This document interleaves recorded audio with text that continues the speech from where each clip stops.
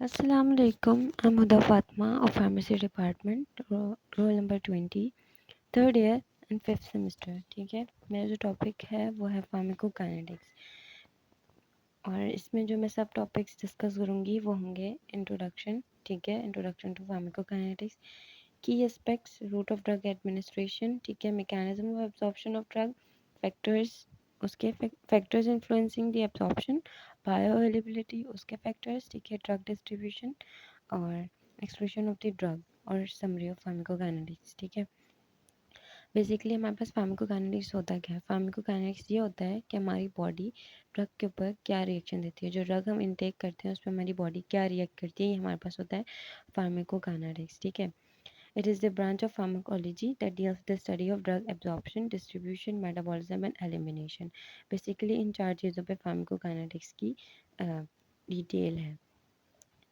अच्छा, और ना जो हम ड्रग इनटेक करेंगे, ठीक है, उस पे जो इसका जो इफ़ेक्ट होगा ना, वो उसकी कंसंट्रेशन पे बेसिकली मेजरली उसका जो उसकी जो कंसंट्रेशन है ना, उस पर डिपेंड करता है। ठीक है, it is important to determine the route of administration, dose, onset of action, peak action time, duration of action, and इन सब चीज़ों में भी बहुत हेल्प करता है फार्माकोकाइनेटिक्स हमारी। ठीक है, अच्छा, जो बेसिक एस्पेक्ट्स हैं जैसे मैंने अभी बताया, हमारे पास है एब्जॉर्प्शन है, डिस्ट्रीब्यूशन है, मेटाबॉलिज्म है और एलिमिनेशन है। एब्जॉर्प्शन को हम डिस्कस करेंगे। एब्जॉर्प्शन ये है कि जो हमने इनटेक किया ड्रग, वहाँ से लेकर ब्लड स्ट्रीम तक के सफ़र को एब्जॉर्प्शन कहेंगे। ठीक है, जो मेजर फैक्टर्स हैं जिसके ऊपर डिपेंड करता है एब्जॉर्प्शन, वो है हमारे पास ड्रग की फॉर्मुलेशन कैसे हुई है, सॉल्युबिलिटी, ठीक है, प्रेजेंस ऑफ बैरियर, कोई बैरियर प्रेजेंट नहीं है, ठीक है, जैसे कि सेल मेम्ब्रेन फॉर एग्जांपल। अच्छा जी, डिफरेंट रूट ऑफ एडमिनिस्ट्रेशन, ठीक है, हम जो है ड्रग की जो एब्जॉर्प्शन होती है वो ना डिपेंड करता है कि ना हम किस रूट से भी उस ड्रग को ले रहे हैं। जैसे अगर ओरल ले रहे हैं या थ्रू वेन ले रहे हैं, इंट्रावेनस, थ्रू मसल्स ले रहे हैं, इंट्रामस्कुलर, सबक्यूटेनियस यानी हम स्किन के अंदर यानी इसके अंडर दी स्किन ले रहे हैं उसको, ट्रांसडर्मल यानी स्किन के ऊपर उसको अप्लाई कर रहे हैं, एंड द इनहेलेशन यानी थ्रू हमारी नेज़ल ट्रैक। ठीक है, डिस्ट्रीब्यूशन, डिस्ट्रीब्यूशन क्या है, वो आगे का सफ़र है जो जब ब्लड स्ट्रीम तक गया है ड्रग, उसके बाद से ऑर्गन्स तक के जो सफ़र है उसको डिस्ट्रीब्यूशन कहेंगे। ठीक है, फैक्टर्स जो हैं वो जो इफ़ेक्ट करेंगे डिस्ट्रीब्यूशन में, वो हमारे पास है ब्लड फ्लो, यानी ब्लड का फ़्लो कितना है। ठीक है, अगर ज़्यादा फ्लो होगा तो उसी लिहाज से वो ऑर्गन्स तक पहुँचेगा। ठीक है, टिश्यू परमेबिलिटी और ड्रग प्रोटीन बाइंडिंग भी मेजर रोल प्ले करता है डिस्ट्रीब्यूशन में। Drug can be distributed to target site of action as well as non-targeted site, क्योंकि जो अच्छा यहाँ पे लिखा है कि ड्रग जो है वो टारगेटेड साइट पे भी चला जाता है और नॉन टारगेटेड साइट यानी जहाँ नहीं जाना चाहिए वो वहाँ पे भी चला जाता है, जिसकी वजह से उसकी एफिकेसी और साइड इफ़ेक्ट्स भी शो होते हैं। मेटाबॉलिज्म, ठीक है, metabolism also known as biotransformation, ठीक है, it refers to the chemical modification of drug by enzymes. ठीक है, primarily in the liver, metabolism कहाँ होती है, प्राइमरली इन दी लिवर होती है। ठीक है, drug metabolism aim to convert drug into more water soluble compounds for its elimination. जो है मेटाबॉलिज्म जो है वो ड्रग को फर्दर जो एलिमिनेशन है उसके लिए तैयार करता है। यहाँ पे एक एंजाइम का नाम लिया हुआ है P450, जिसको साइटोक्रोम भी कहते हैं, साइटोक्रोम P450, और जो कि है ड्रग मेटाबॉलिज्म में बहुत इंपॉर्टेंट रोल प्ले करता है। ठीक है, बट इसमें ये भी लिखा हुआ है कि और भी एंजाइम्स रोल प्ले करते हैं। इस पे जो मेटाबॉलिज्म पे जो फैक्टर्स इफेक्ट करते हैं वो है जेनेटिक, ठीक है, ड्रग इंटरेक्शन और लिवर डिजीजेस जो हैं वो इन्फ्लुएंस कर सकते हैं। अब हमारे पास है फोर्थ एस्पेक्ट, वो है एलिमिनेशन। एलिमिनेशन जो है वो रिमूवल ऑफ द ड्रग है and their metabolised from the body. ठीक है, अच्छा, प्राइमरी रूट ऑफ एलिमिनेशन क्या है, यूरिन, थ्रू यूरिन है। ठीक है, प्राइमरी रूट जो है through urine with the help of organ named as kidney. ठीक है, इसमें और भी रूट्स होते हैं जैसे कि बाइलरी एक्सक्रीशन इनटू बाइल, ठीक है, और थ्रू ब्रेथ एंड स्वेट, और इन सब चीज़ों के थ्रू भी एक्सक्रीशन होती है, एलिमिनेशन होती है।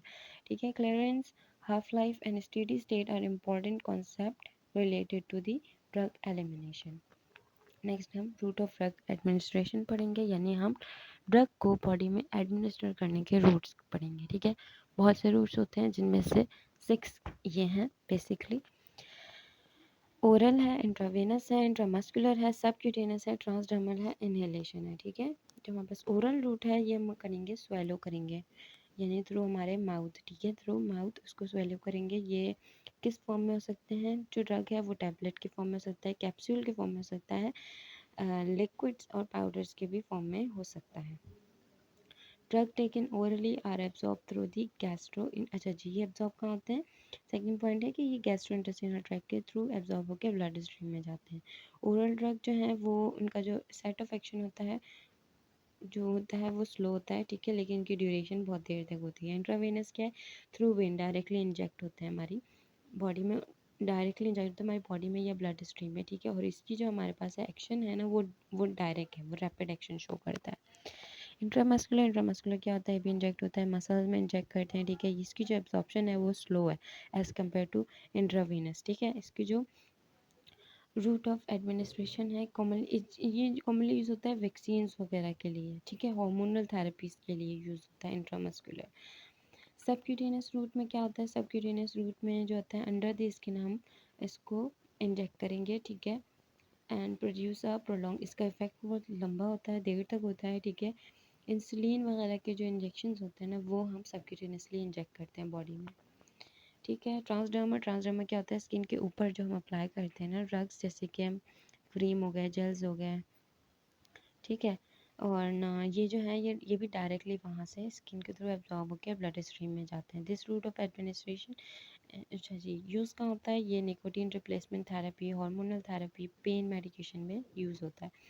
इनहेलेशन रूट, ठीक है, तो इनहेलेशन रूट इन्वॉल्व्स इनहेलेशन, ठीक है, ये गैसेस, एरोसोल्स, पाउडर्स वगैरह जो होते हैं ना ये उनके लिए यूज़ होता है ये वाला रूट, ठीक है, और ये डायरेक्ट लंग्स में जाके फिर वहाँ से ब्लड स्ट्रीम में एब्जॉर्ब होता है। The route of administration is commonly use for treating respiratory conditions such as asthma, और यूज़ का होता है एस्थमा, क्रोनिक ऑब्स्ट्रक्शन और इन सब चीज़ों में, ठीक है जी।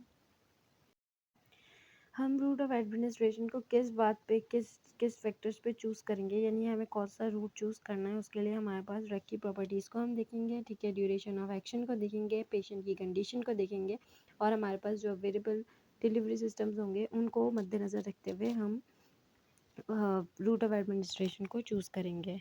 अब हम पढ़ेंगे mechanism of absorption of drug, ठीक है, फ्रॉम द जीआई ट्रैक्ट, ठीक है। हमारे पास 4 मैकेनिज्म्स हैं, एक है पैसिव डिफ्यूजन, एक फैसिलिटेटेड डिफ्यूजन, एक एक्टिव ट्रांसपोर्ट और एक एंडोसाइटोसिस।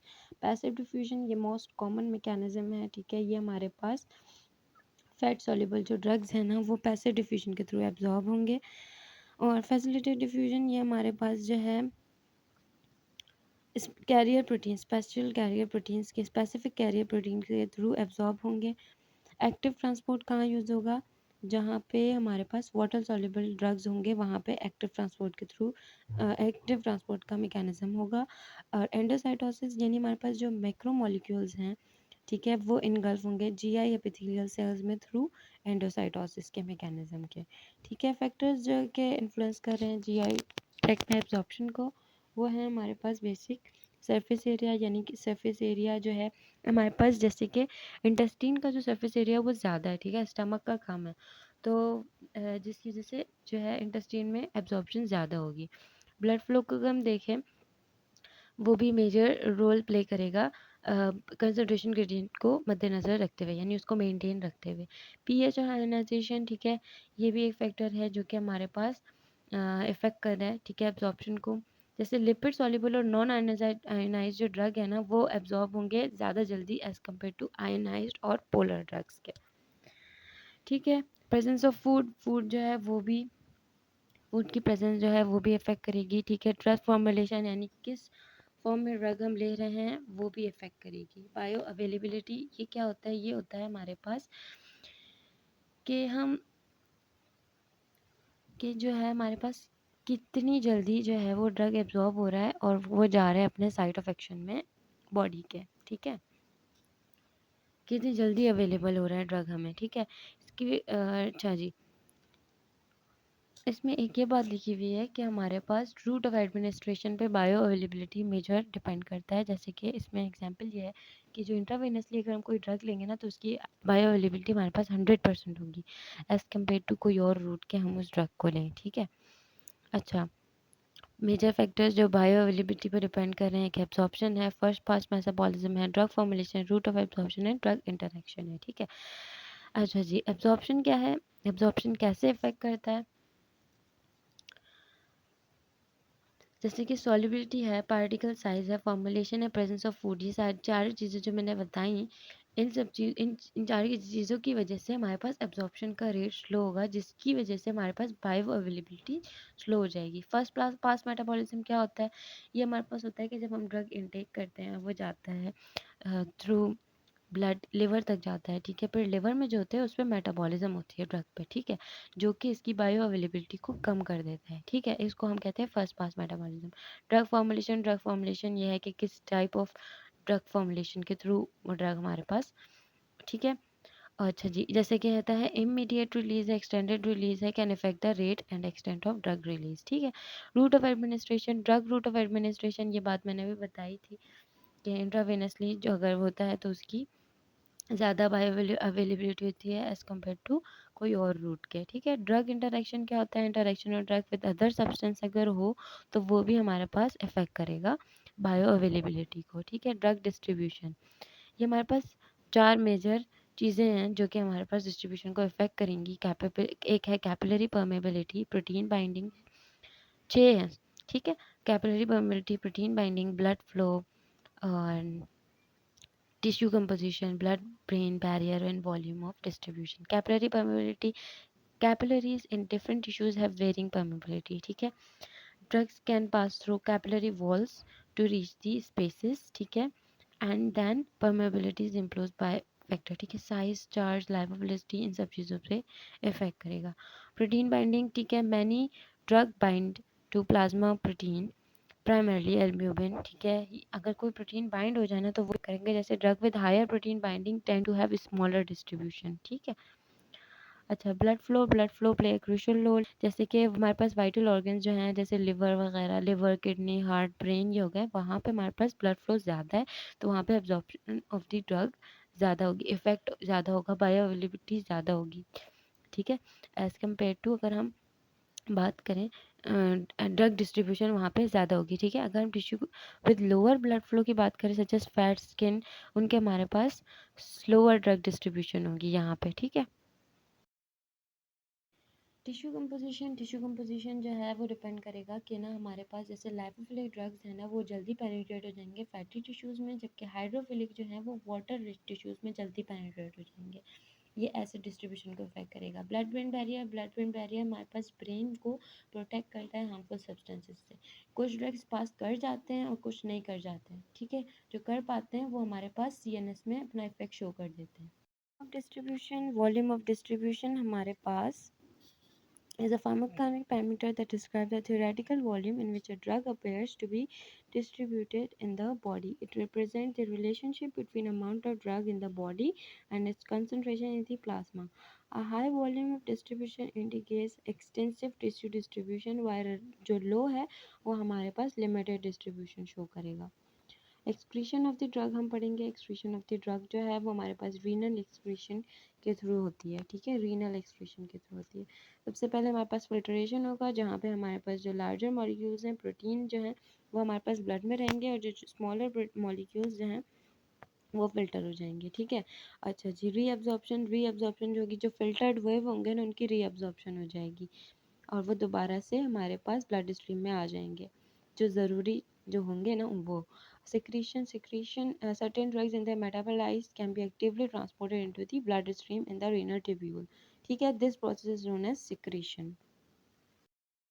Biliary excretion, ठीक है, some drugs and their metabolites are excreted via the bile. ठीक है, bile जो है वो भी हेल्प करता है एक्सक्रीशन में। ठीक है, जो कि फिर हमारे पास फीसिस में एक्सक्रीट कर देते हैं। पल्मोनरी एक्सक्रीशन, पल्मोनरी हमारे पास थ्रू लंग एक्सेल होंगे। ठीक है, और अदर रूट्स में सलाइवा, स्वेट ग्लैंड्स और ब्रेस्ट मिल्क टेयर्स, ये सब चीज़ें, हेयर, नील, ये सब चीज़ें इन्वॉल्व होंगी। हमारे पास समरी ऑफ फार्माकोकाइनेटिक्स ये है कि study of how drugs are absorb, distributed, metabolised and excreted in the body. ठीक है, it focuses on understanding the time course and factors that influence the drug concentration in the body. Guide करेगा dosing राइमेंट and the optimising therapeutic outcomes. ठीक है, Pharmacokinetics helps to determine drug absorption rate, drug distribution pattern, metabolic pathways, and elimination processes. Thank you.